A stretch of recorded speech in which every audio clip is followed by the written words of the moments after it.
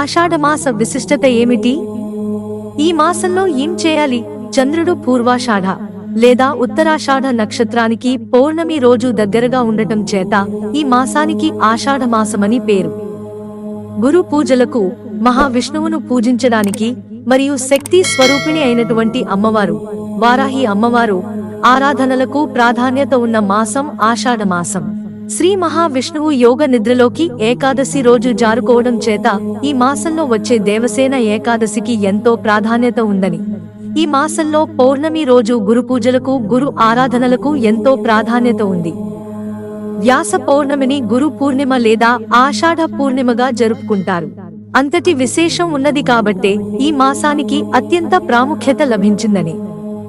ఆషాఢ పూర్ణిమ రోజు వేద వ్యాసుల వారిని పూజించి, వ్యాసుల వారు అందించినటువంటి మహాభారతం, భగవద్గీత, అష్టాదశ పురాణాలు వంటివి ఏదో ఒకటి చదువుకుని వ్యాసుల వారికి తర్పణాలు వదలడం చేత విశేష పుణ్యఫలం లభిస్తుందని.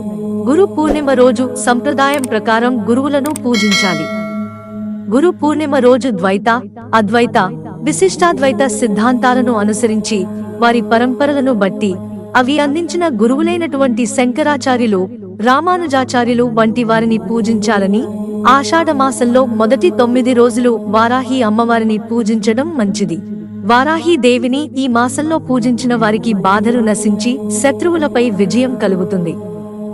శక్తి స్వరూపిణి అయినటువంటి వారాహి అమ్మవారిని పూజించడం చేత విఘ్నాలు, ఆపదలు తొలగి శత్రువులపై విజయం కలుగుతుందని, ఆషాఢ మాసంలో చాతుర్మాస దీక్షలు, చాతుర్మాస వ్రతాలు చాలా విశేషమైనవని, అందువల్ల ఎవరైతే సన్యాస ఆశ్రమంలో ఉన్నారో వాళ్ళు ఆషాఢ మాస శుక్ల పక్ష ఏకాదశి, సేన ఏకాదశి నుంచి కార్తీక మాస శుక్లపక్ష ఏకాదశి, తొలి ఏకాదశి వరకు ఈ 4 నెలలు చాతుర్మాస దీక్షలు చేస్తారు.